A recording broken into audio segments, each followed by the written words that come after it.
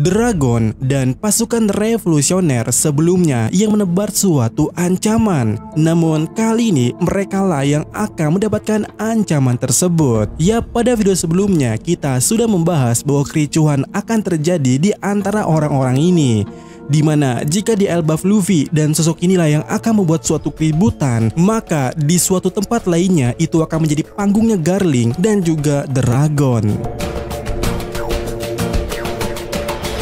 Dan sebelumnya kita sudah membahas ya akar masalah kenapa hal ini bisa terjadi, bahwa kenapa Dragon dan pasukan revolusioner diincar adalah karena mereka telah melakukan suatu hal yang belum pernah terjadi sebelumnya di Marijoa. Yap, kalian benar sekali. Terjadi perebutan makanan antara Tenryubitot dikarenakan sumber makanan mereka yang telah dihancurkan dan pula diblokade distribusinya oleh pasukan revolusioner. Dan Garling pada saat itu dia menjabat sebagai Gorose. Dia menegaskan sesuatu hal dan memang itu terdengar cukup ambigu, tapi menariknya adalah di sana hanya Jupiter lah yang keringetan dingin saat mendengar suara daripada Garling itu, yang menandakan bahwa Garling tengah menegaskan situasi bahwa Jupiter harus bertanggung jawab akan hal ini. Dimana ya, jika kalian tidak tahu, Jupiter itu adalah Gorose yang mengembang tugas di bidang algikultur, masalah pangan dan masalah terkait hal tersebut pula dialah orang yang akan bertanggung jawab. Dan pada saat ini itu menjadi suatu masalah karena pasukan revolusioner. Jadi setidaknya sudah saatnya Gorose ini memburu pasukan revolusioner seperti yang dilakukan oleh Sartun sebelumnya di Egghead, ketika mereka mengetahui bahwa Vegapunk tengah meneliti sesuatu hal yang sangat tabu berkaitan dengan abad kekosongan. Hal itu pun terjadi pula. Akan tetapi Jupiter tidak akan bergerak sendirian.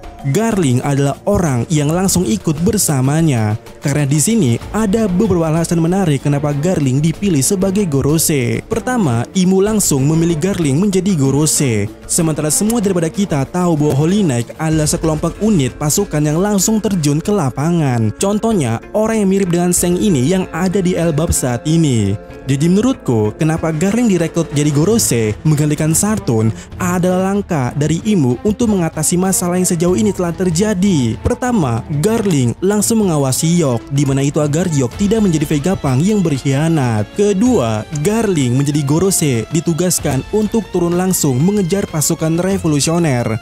Yap, kejadian ini dilatar belakangi dengan Sartun yang membiarkan lolos Mugiwara Ichimi ke Elbaf, di mana itu saat itu ya Imu sangat marah kenapa Sartun meloloskannya. Jadi dengan adanya Garling, langkah Gorose tidak akan anteng lagi, tapi menjurus untuk langsung bergerak menuju target. Dengan kata lainnya, Garling bersama Jupiter akan memburu pasukan revolusioner. Jupiter akan membuka semua blokade yang telah dilakukan oleh pasukan revolusioner terhadap sumber makanan mereka ke Marijoa. Sementara Garling langsung akan memburu Dragon, pemimpin daripada pasukan revolusioner. Seharusnya ini adalah langkah yang tidak akan pernah diprediksikan oleh Dragon, karena Dragon sebelumnya hanya mengkhawatirkan Holy Knight, di mana kita semua tahu setidaknya 2 anggota Holy Knight saat ini berada di Elbaf.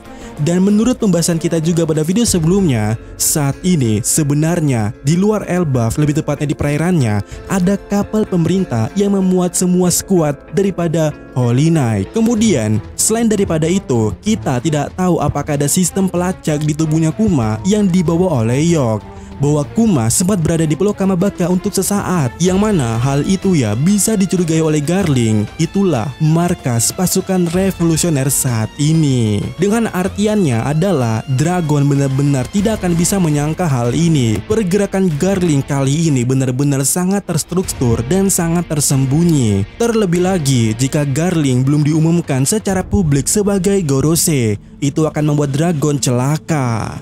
Tapi dari serangan Kurohige aja mereka masih bisa kabur.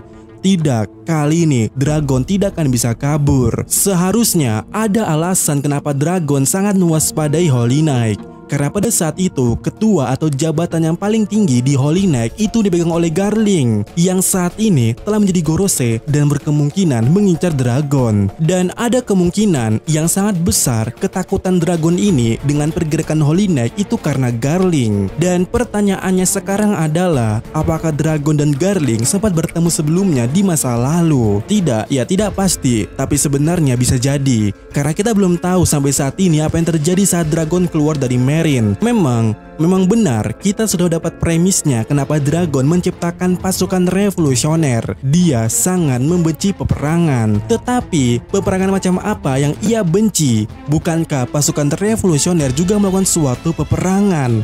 Dan kenapa pula World Government yang menjadi suatu incarannya? Dan kemudian kenapa dia memasang wajah sangat kesal saat berbicara soal Holy Knight? Dan yap, satu-satunya dugaan di sini adalah bahwa Garling dan Dragon pernah berseteru sebelumnya. Dan pertarungan ini sangat penting bagi kita untuk mengetahui alasan sebenarnya kenapa Dragon membenci World Government. Dan karena itu juga seperti yang kukatakan bahwa Dragon tidak akan kabur seperti sebelumnya. Kali ini akan habis-habisan Dragon akan melawan Garling. Dan sebelumnya kita sudah membahas ya bahwa jika Shanks yang ada di Elbaf dan Shanks yang buntung ini memiliki hubungan dengan Garling, di mana hubungan itu adalah berupa klon, yang mana pemerintah dunia sangat kagum dengan Garling waktu muda atau pada insiden God Valley, membuat mereka ingin mengklon Garling karena kecerdasannya dan pula keterampilannya. Apalagi jika kalian sadar, Match, organisasi di mana Vegapunk, Caesar, Judge, Queen, dan sosok yang mirip dengan Stussy ini itu tercipta 39 tahun yang lalu, yaitu 1 tahun lebih awal daripada insiden God Valley. Dan menariknya di God Valley ada Stussy di sana. Ada pula bayi Shanks yang disimpan dalam peti. Bukankah ini cukup menarik jika peti itu ternyata hadiah klon yang disampaikan oleh anggota Match ini kepada Garling. Singkatnya, jika Shanks buntung ini termasuk klon dari Garling, maka kita bisa menebak hewan atau wujud daripada Garling ini. Yap, Griffin. Dan aku tahu ini hanya ada di anime dan sebenarnya juga cuma perwujudan daripada nama pedang Shanks itu. Tapi bukankah menarik Griffin melawan Dragon? Atau Griffin muncul di Elbaf sebagai legenda luar yang masuk ke Elbaf. Dan tunggu, bukankah ini cukup menarik kalau anak dan bapak sedang bertengkar di saat yang sama? Dan skenario ini adalah skenario paling menarik di mana Luffy dan Dragon akan bertemu.